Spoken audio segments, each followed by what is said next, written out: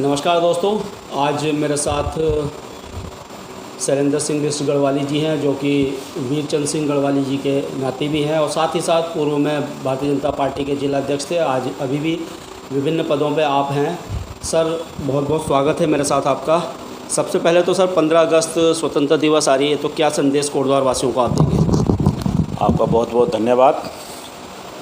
सबसे पहले देश की आज़ादी के स्वतंत्रता दिवस पर अपने क्षेत्रवासियों को बहुत बहुत शुभकामनाएं देते हैं, क्योंकि कोटद्वार और पौड़ी गढ़वाल एक ऐसा क्षेत्र है जहां के हर घर से एक नौजवान सरहदों पे काम करता है। इसीलिए ये बहुत महत्वपूर्ण हो जाता है देश की आज़ादी को जश्न के रूप में मनाने का। आपको बहुत बहुत शुभकामनाएं। सर, अगर बात की जाए 2022 के विधानसभा चुनाव बिल्कुल नज़दीक आने वाले हैं। 4.5 साल का समय हो गया। डबल इंजन की सरकार बीजेपी की है, उत्तराखंड में है, केंद्र में सरकार है।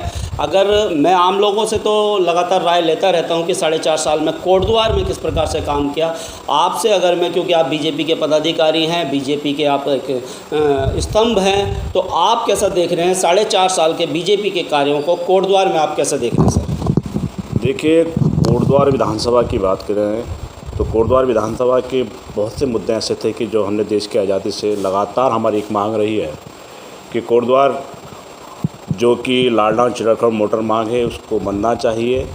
हम अपने प्रदेश से ही अपने प्रदेश की राजधानी में जाएं, ऐसी हमारी सोच थी। आज भारतीय जनता पार्टी की सरकार ने उसको पूर्ण रूप से पास भी कर दिया और वो सड़क बन भी रही है। बहुत से मुद्दे ऐसे हैं कि मैं मानता हूं, क्योंकि हम यूथ वर्ग से आते हैं, हमेशा हमने एक चीज़ मांग की है। और जहाँ तक मांग थी हमारी कि कोटद्वार का नौजवान, चाहे वो एजुकेशन के मामले में हो, चाहे अन्य किसी क्षेत्र के मामले में हो, हमारे नौजवान कोटद्वार के अंदर रहकर यहीं पढ़ाई करें, ऐसी हमारी लगातार मांग रही है।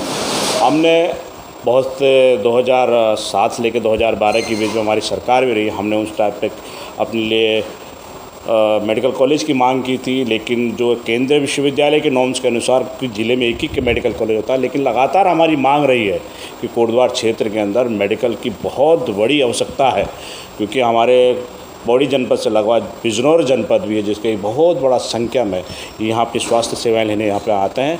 और ये मांग मुझे लगता है कि हमारी सरकार, हमारे माननीय मुख्यमंत्री इसको जल्दी ही पूरा करेंगे। और ये सौभाग्य की बात है, इस बार हमारे जो स्वास्थ्य मंत्री हैं इसी पौड़ी जनपद के डॉक्टर धन सिंह रावत जी बने हैं। हम उनको एक बीच सभी लोग जाके एक बार ज्ञापन भी देंगे कि मेडिकल कॉलेज के बारे में जो केंद्रीय विश्वविद्यालय उसको पास करता है उसकी मांग भी रखेंगे और वो जल्दी बनेगा भी। सर, अगर बात की जाए 2022 के चुनावों की बात की जाए तो बीजेपी किन चीज़ों को लेकर लोगों के पास जाएगी? और ख़ासकर मैं अगर कोटद्वार की बात करूं, मैं खुद कोटद्वार से हूं, आप कोटद्वार से हैं, तो किन चीज़ों को लेकर लोगों के पास जाएगी सर? जैसा आप कह रहे हैं कि कार्य तो अगर जिस प्रकार से अभी जो विधायक हैं, सिटिंग विधायक हैं हरक सिंह रावत जी, ज़िले की बात उन्होंने कही थी, उसके बाद नगर निगम दे दिया गया है, साथ ही साथ जो मोटर नगर का बस अड्डा है, चिल्लर खाल मोटर मार्ग है, सेंट्रल स्कूल की बात है, और भी कई, उन सब पे तो काम हुआ नहीं है। फिर किन मुद्दों को लेकर या कैसे बीजेपी कोटद्वार के लोगों के पास जाएगी? देखिए, 2017 के चुनाव में हम लोगों ने कहा था कि हम कोटद्वार को एक ग्रामीण परिवेश से निकालकर शहरी विकास उसमें ले जाएंगे। सबसे पहले मुझे लगता है कि सरकार बनने के 7-8 महीने बाद उत्तराखंड सरकार ने कोटद्वार को नगर निगम क्षेत्र बनाकर इस क्षेत्र के लिए एक सौगात दी है। रही बात उत्तराखंड में कोटद्वार नया था, कोटद्वार को विस्तार शहरी विकास के रूप में दिया गया, एक विकास उसमें दिया गया। ऐसी स्थिति में जब कोटद्वार का नगर निगम क्षेत्र का चुनाव होता है, यहाँ की जनता ने वो जनादेश अन्य पार्टी को दिया है। लेकिन जो आपके मुद्दे थे कि जो नगर पालिका नगर निगम क्षेत्र में जो इस तरह से एक शॉपिंग कॉम्प्लेक्स बना जो एक गड्ढे के रूप में है, वो प्रस्ताव वो जो भी पास होना है वो नगर निगम अध्यक्ष उसको करता है, उसको आगे बढ़ाता है। मैं हमेशा यही कहता रहा हूँ, नगर निगम अपने आप में एक स्वायत्त सरकार होती है, उसको सारे अधिकार होते हैं अपने क्षेत्र के विकास करने के लिए। जब नगर निगम स्वायत्त सरकार जब प्रदेश की सरकार से कुछ डिमांड करेगी, कुछ चीज़ें मांगेगी, तभी तो उसको चिताया जाएगा, तभी उसको डिमांड को पूरी की जाएगी। लेकिन नगर निगम सरकार जो है, कोटद्वार की जो नगर निगम है, वो प्रदेश की सरकार से कोई डिमांड नहीं करती, तो बिना डिमांड के कुछ तो मिलेगा नहीं। हम लगातार सड़कों में कहते हैं कि नगर निगम का बिजली, पानी, सड़क, उसके रख रखाव के बहुत से कार्यक्रम होते हैं।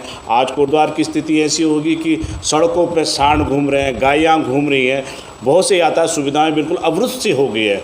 तो जहां लगता है कि कोटद्वार को नगर निगम के अनुसार काम होना चाहिए, मुझे लगता है कि आज कोटद्वार का विकास निगम के कारण कहीं ना कहीं अवरुद्ध हो रहा है, क्योंकि इस क्षेत्र की जो मेयर हैं उनको इस काम में रुचि रखना चाहिए।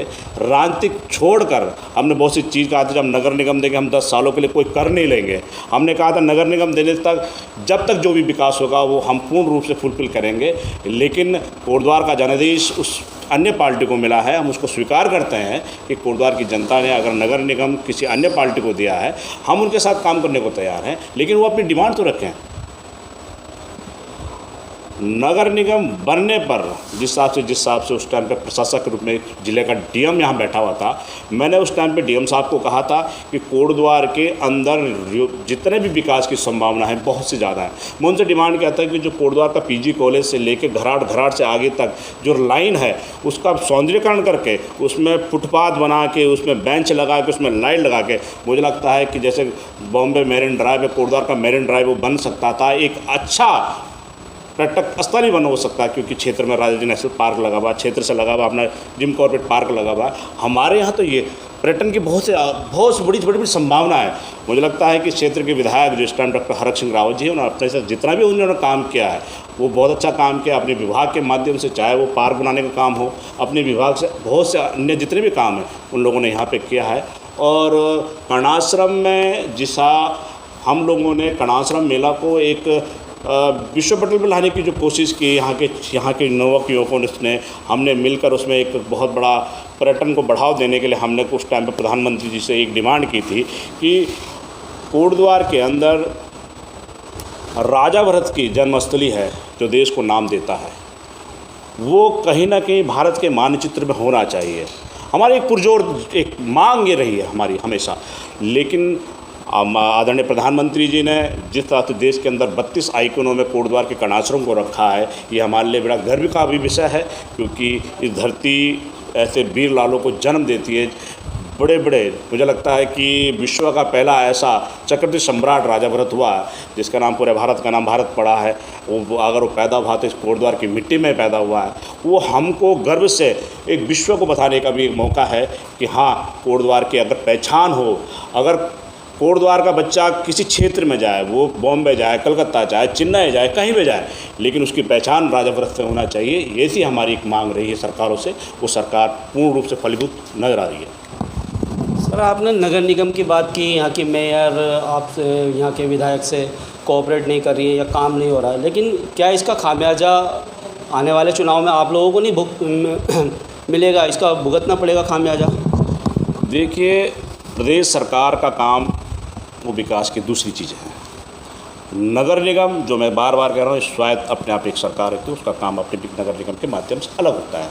अगर हम भारतीय जनता पार्टी की 2017 के बाद सरकार की बात की, हम अपने उत्तराखंड प्रदेश के लिए अंदर जितना गर्व से हम कह सकते हैं कि हाँ, उत्तराखंड प्रदेश के अंदर हमारी राजधानी गैरसैंण होनी चाहिए। उत्तराखंड में जो मौलिक वो है, हम लोगों की जो पहचान है वो पहाड़ है। मैं विज्ञान का छात्र रहा हूँ और विज्ञान में कहते हैं ना कि नीचे से लेकर ऊपर तक जो जाता है वो एक प्रोग्रेसिव ग्राफ होता है, वो एक उन्नति का ग्राफ होता है, प्रोग्रेस कर रहा है। लेकिन जब पहाड़ का जनमानस, पहाड़ का वो युवा जब नीचे की तरफ बढ़ता है अपने रोज़गार के लिए, वो दिल्ली, बॉम्बे, कलकत्ता और अन्य क्षेत्रों में जब जाता है तो उसको बोलते हैं पलायन। और उस पलायन को रोकने का काम किसी ने किया है तो भारतीय जनता की सरकार ने किया है।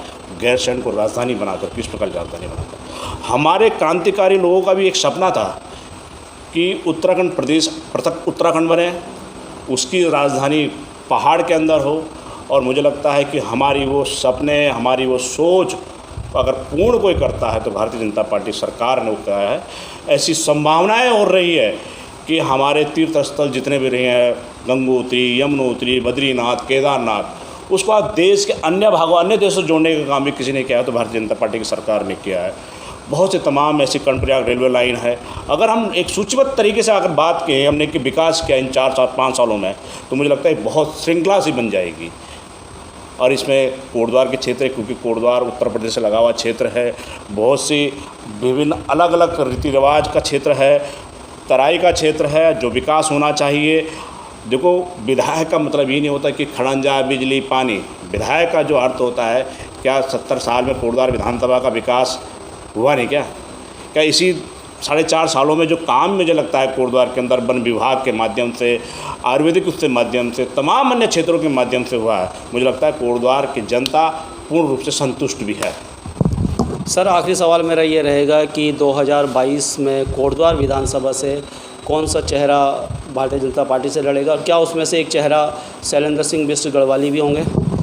देखिए, भारतीय जनता पार्टी में चेहरा सिर्फ कमल का फूल होता है, और हमारा जो संगठन है वो चुनाव संगठन का कार्यकर्ता लड़ता है, यहाँ व्यक्ति विशेष नहीं लड़ा करता है। भारतीय जनता पार्टी की सबसे बड़ी खूबी है कि जो बूथ लेवल में काम करने वाला कार्यकर्ता वो स्वयं चुनाव लड़ता है, कोई व्यक्ति विशेष चुनाव लड़ता। इसलिए हमारा चुनाव का प्रत्याशी भी कमल का फूल है, चेहरा भी कमल का फूल है, और राष्ट्रीय नेतृत्व, प्रदेश नेतृत्व है।